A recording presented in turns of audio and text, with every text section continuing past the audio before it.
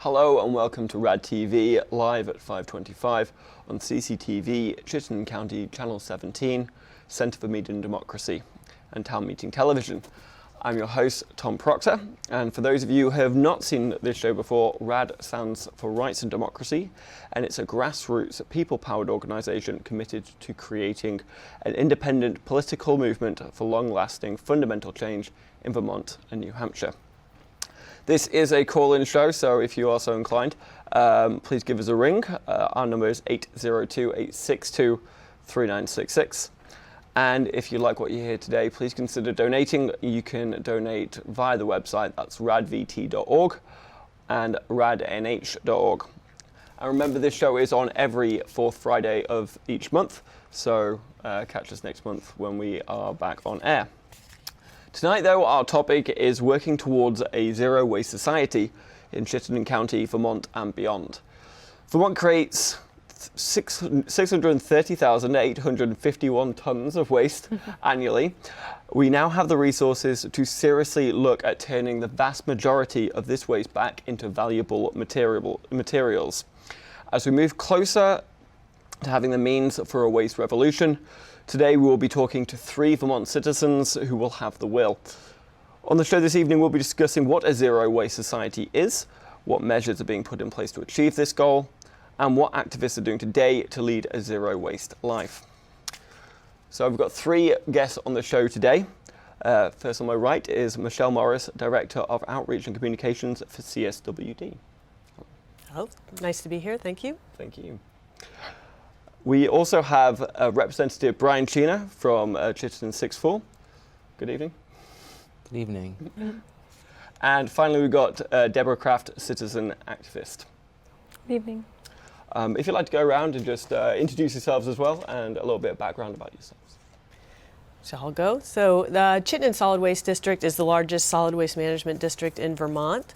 We are tasked by the legislature with reducing and managing all the solid waste that's produced by the residents and the businesses in Chittenden County.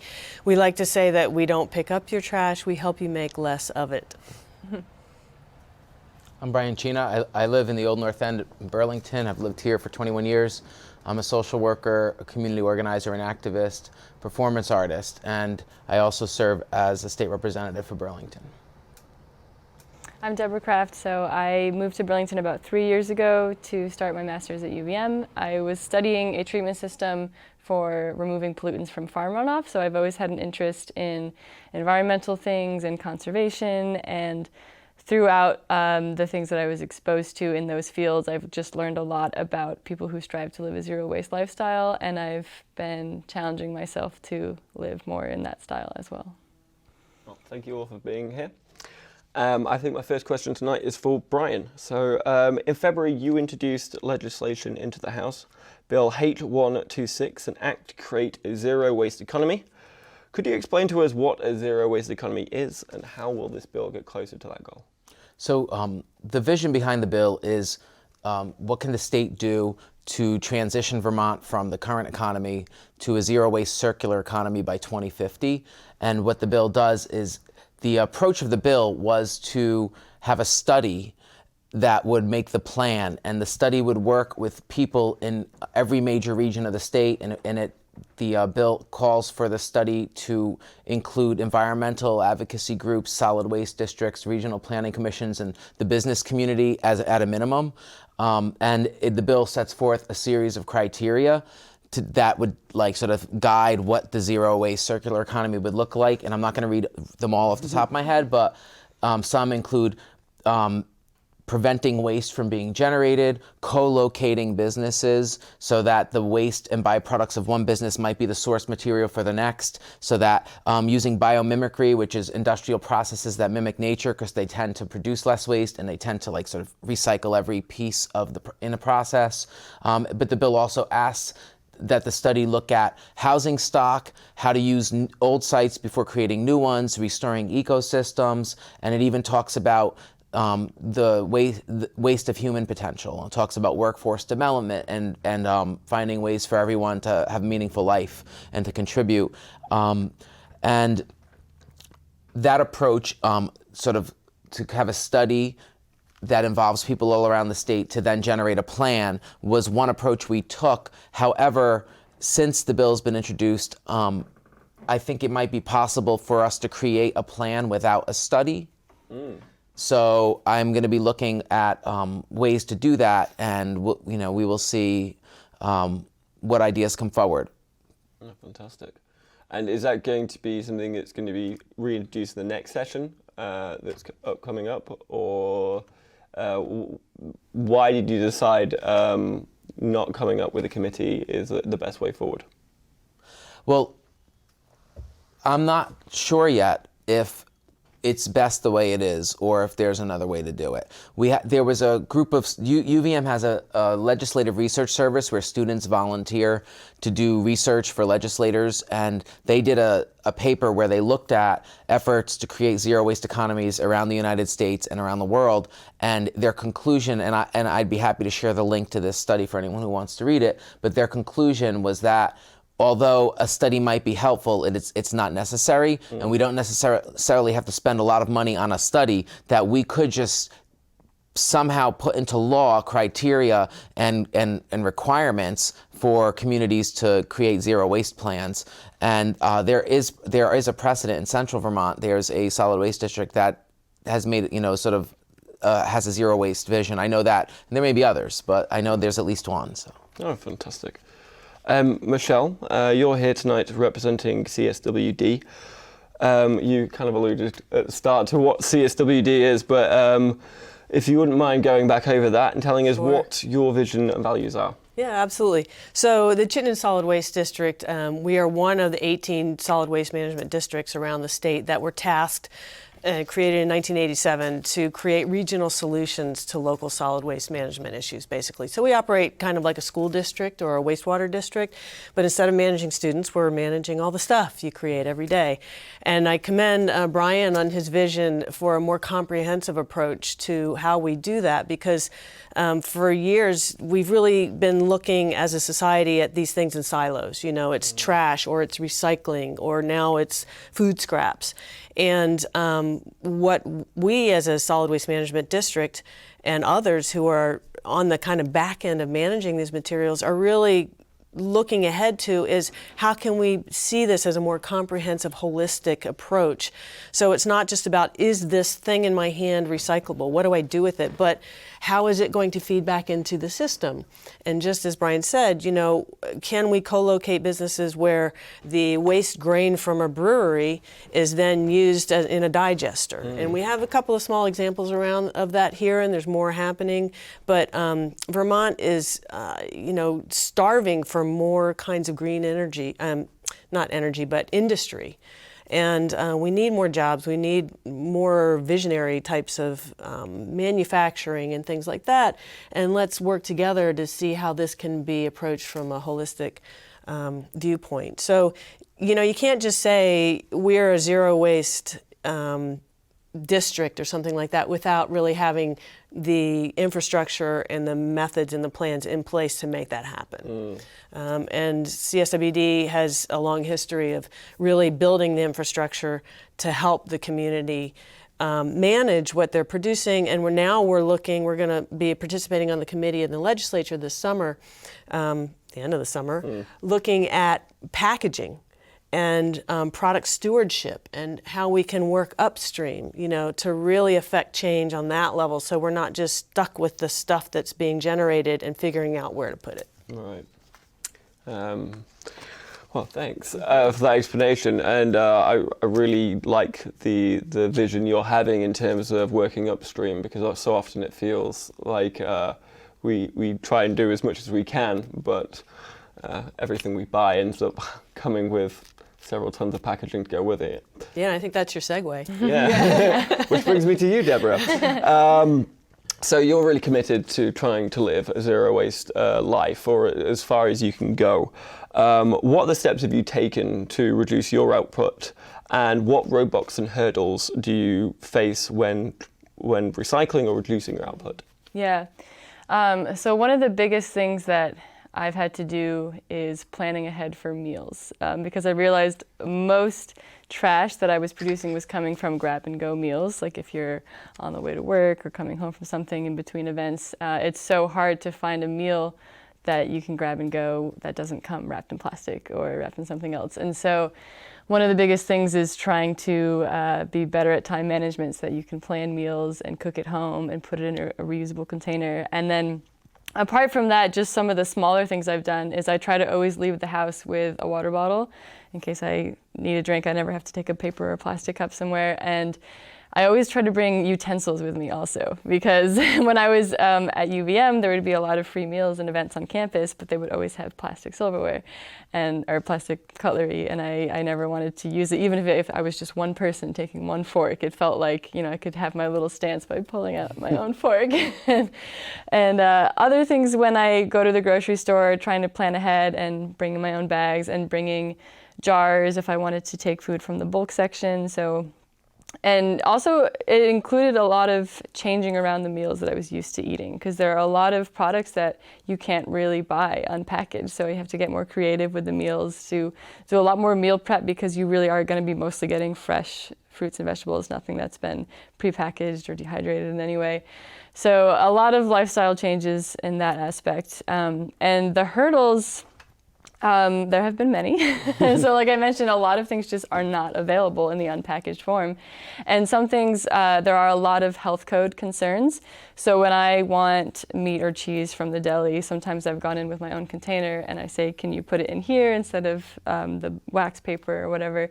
But if there's no guarantee that I'm handing them a sterilized container, and they can't always bring it back into like behind the counter to where it's supposed to be a sterile environment. So there are some things where, because of the way the laws are for hygiene, which, it makes sense, we want to have safe food, but it just makes it harder to be able to get things unpackaged. And then also there are some social challenges for sure, because if I go to hang out with a bunch of friends and they invite everyone over for dinner, and to make things easier for them, they got plastic paper, paper plates, plastic knives and cups. I don't want to be the one person that's like, can I use a real glass? And then if I forget to wash it, I'm like the jerk of a friend that showed up and made a big fuss and then left dirty dishes in the sink. So trying to educate people and get them on board without being that annoying friend is also an interesting challenge. And one thing that I think I've learned a lot recently is we need to start placing more of the responsibility onto the manufacturer of all of the packaging, because there's only so much a consumer can do, and people can choose to not buy certain products and to seek out products that come in bulk and saying no to products that don't have these options. But there's only so much we can do. And then when you put that responsibility back onto a manufacturer and they realize like, oh, actually, we are the ones creating all this waste, not the consumer. They're just buying it because it's their only option. So if you get more larger companies to realize that they are creating a lot of the problem, and if they would shift to more sustainable or reusable packaging, then I think it would have a lot bigger impact on society than a bunch of people trying to not purchase their items in the first place. Absolutely. Is there anything in your life that you've found completely unavoidable to be able to avoid creating waste? Is there anything that you do that you feel that there should be a solution or a waste-free solution, but at this current moment in time there isn't that kind of option? That's interesting. I guess what comes to mind for me is bike parts. I do a lot of my transportation by bicycle, and a lot of like the scrap metal can be recycled, but you end up with inner tubes that can be reused in creative ways, but they can't really be used in a large scale useful thing. So there's a lot of bits and pieces that come off of bikes, which I never want to stop riding bikes because I feel like I'm creating trash, because it's like such a great way to get around. But there are some challenges there with figuring out what to do with parts that need to be replaced a couple times a year. Yeah. Michele, you already have a number of currently have a number of quality recycling initiatives, including recycling paint to sell back to citizens. So that was a fantastic idea. You also provide composting drop-offs and of course recycling. What other ways are you looking to decrease waste in Chittenden County? Yeah, well, we really are going to be focusing on the food scraps initiative coming up because it's kicking in July 1st statewide under Act 148. So we're going to be letting folks know that they have options. It's not just all about, it's not a composting law. It's a food scraps out of the landfill law, right? So we're going to be coming up with resources to help people understand how they can reduce their waste. So Deborah offered several options there, you know, buy what you need, eat what you buy, properly store it. Just because something's on sale and you've never tried it, again, don't buy it in quantities to feed a family of 8 if you have a family of 3, because the reality is you're not going to eat it. So that kind of thing first and foremost, and then holding workshops to help people figure out solutions for themselves. The other things we'd love to get going in communities and support any way we can is things like fix-it clinics, so that it's a reuse and repair economy, right? And people can swap things. You know, I'm personally really interested in that. I've done a lot of that kind of stuff myself around my home.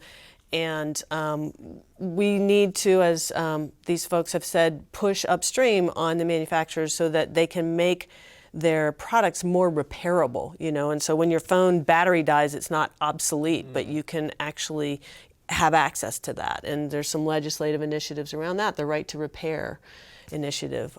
But, you know, so we're looking at it from a number of ways. And as I mentioned, looking at the packaging product stewardship, which is an initiative that says to manufacturers, hey, if you want to use this packaging, you have to pay into this fund that helps us manage it. And that hopefully incentivizes them to find more sustainable ways to practice package their goods. So there's that. You mentioned the local color paint. There's also an initiative that folks probably don't know about at our hazardous waste depot, where we get materials in that people don't want or can't use anymore, and they're still usable. And we can palletize them, and we send them to a company that actually distributes them to individuals or outlets, like needy individuals or places where they can be reused and they're not just recycled or incinerated or something that's really highly resource intensive. So there's all kinds of opportunity, and we'd love to hear input from people who have ideas for those options. Well, I'll make sure Deb Absolutely. gives you a ring after this. Yeah. Brian, is zero waste and the zero economy a bipartisan issue? And if it isn't, how do we make it one? Well, first I'd like to remind you that there's 3 major political parties in Vermont. So we don't say bipartisan here, we say tripartisan. And so I want to just be clear that we have a Democratic Party and a Republican Party, but we also have a Progressive Party in Vermont, which there's 7 members in the House, and they're the second. The Progressive Party has the second amount of seats in the Senate, and the Republicans are actually the 3rd party in the Senate. And we also have 7 independents in the House.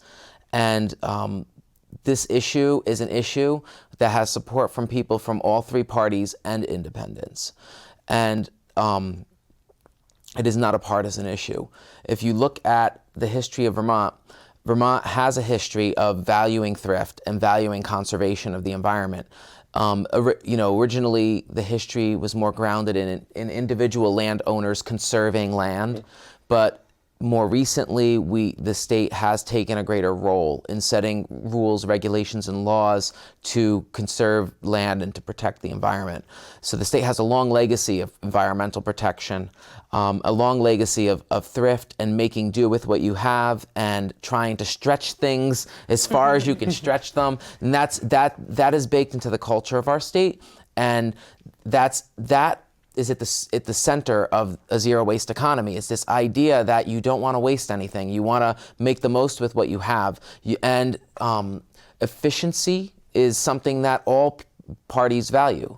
And so what I find is as I talk more about the vision of a zero waste circular green economy in Vermont, that people from all different backgrounds can find a piece of it that resonates with them.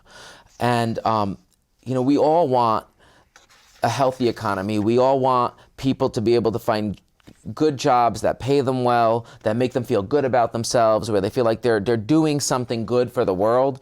And unfortunately, the economy that we are in has been built in a way that exploits labor and that extracts resources from the environment. And in the sort of, when you look at the bottom line, people are not taking into account the full cost. So there's profit being taken by corporations without taking into account the full cost on people and on ecosystem services. And in a zero waste economy, we would factor in that cost, and that would create a more just economy. And so in a zero waste economy, people, the idea is that we would replace the jobs where people feel like they're doing something harmful or wrong with jobs where people feel like they're doing something good for the world. So there's, not only would it improve efficiency and use of resources, but it also addresses social equity. It would also address the idea of what people are doing with their time and what are they doing for the world. And so because of all these things, it resonates with people from all different backgrounds. And I will regularly be approached by independents and by Republicans, in addition to Democrats and progressives, asking, what's going on with this bill? Are we going to take testimony on it? And I was truly surprised when I presented the bill to the committee, the Natural Resources, Fish and Wildlife Committee, and one of the Republicans on the committee said, I can get behind this, because the idea that we can promote economic development while protecting the environment resonates with many Vermonters. So. Yeah, it's I think with a state as beautiful as Vermont, I can see why everyone would want to get behind an initiative like that, just in order to preserve the place we have at the moment. Deb, what do you feel is the right mix of citizen and household focus initiatives versus commercial and business focus initiatives? It's an interesting question. Yeah, I feel like there should definitely be initiatives on both sides. Like, you want citizens to feel like their actions matter and that they can do something to make a difference. But I think it's also really important to recognize that corporations and larger groups have a much larger impact overall because of their footprint and all the things that they can create. So I would say it wouldn't be fair to have it be an even split. Like, you shouldn't expect the same amount from consumers as you do from corporations. So there should be more focus on corporations to take more initiative in terms of zero waste. But also, you can't count out the impact of millions of individuals doing the same thing over and over again. But it has to be cohesive. They have to be working together. So, like, the corporations have to take initiatives that work for and with the consumers, so that there are more options for zero waste, and that people feel like they're working together to make a difference. As like a citizen activist, what is one thing the state government could do, or the federal government could do, that would make your life easier at trying to attain a zero waste life? Interesting.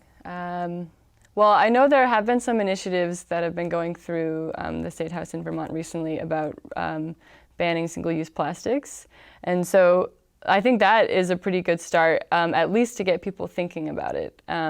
I know in some cases a lot of the alternatives for single-use plastic currently are compostable, which are also great, but a lot of people will see something as compostable and they'll think, oh great, it's gonna break down, I'll just throw it away. And then it just goes to the landfill as well, because a lot of the compostable products are only compostable in industrial facilities. And some places will offer compostable products, but then don't have a compost bin for you to put it in, and it all goes to the trash. So I think continuing on these initiatives of reducing single-use plastics, but at the same time, upping the infrastructure that allows consumers to properly dispose of the waste that is put in as an alternative to plastic. Michele, as a municipality, how can the state and Chittenden County make it easier for your organisation to expand their initiatives? And what tools do you currently provide that citizens are currently utilising? Yeah, so we kind of are the county because of Vermont doesn't really have county government. So we work closely with the state and with the legislature in certain initiatives. And I think we would love for more folks to have that approach like Deborah does and engage with us and just ask if they're not sure, what do I do with this thing? How can I make a difference? And start having the conversation and challenging each other. How can we do better to serve the community, and how can they engage more with us to help understand the challenges? Like, when you look at packaging, certainly corporate world and manufacturers make all the decisions there. Consumers can choose what to buy, but as been mentioned, we have limited choices, and sometimes you really have to do backflips to get out of buying that. But in some cases, the packaging helps, for instance, with food waste. If you see that cucumber, my head would explode to see a cucumber encased in plastic, until I talked to the produce guy who said, yeah, but that one lasts 3 weeks longer than the ones that aren't in plastic. And so they end up throwing out less because it's better preserved. Yeah. And so then you're just like, I don't know what the answer is. And we know that consumers, households throw out more food than businesses do, because to the business, that's profit, right? And they're not going to waste food in a restaurant because that's their profit margin. And in a household, research has shown that if somebody says, oh, this is going to be composted, they'll waste more.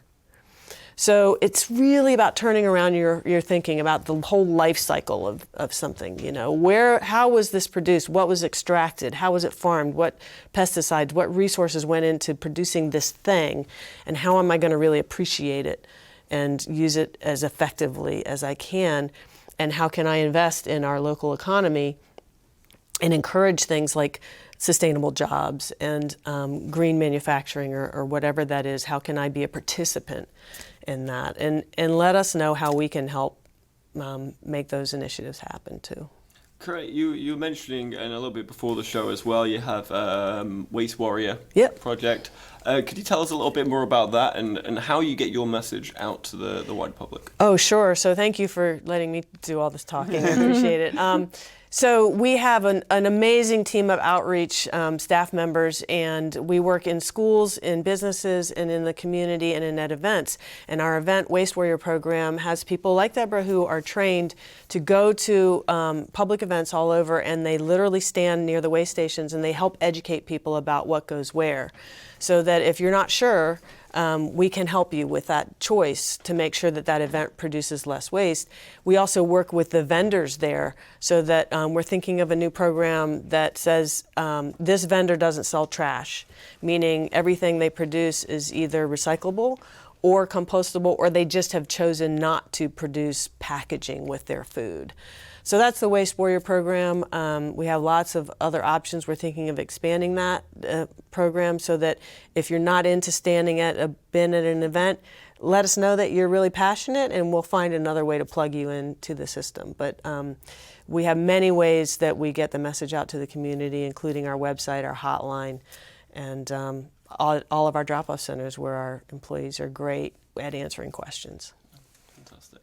Well, that's about all we've got time for, so thank you guys so much for coming on the show this evening. I really appreciate it. Thank you. Before I leave, I do want to have a quick word about our sustaining memberships. So you can help us grow and win by becoming a sustaining member with Rights and Democracy, and to help us continue to push progressive values all over Vermont and New Hampshire. Be rad, become a sustaining member today. Go to radvt.org and radnh.org. Thank you so much for watching. I've been your host, Tom Proctor. We'll see you again next month on September 27th. Thank you and good night.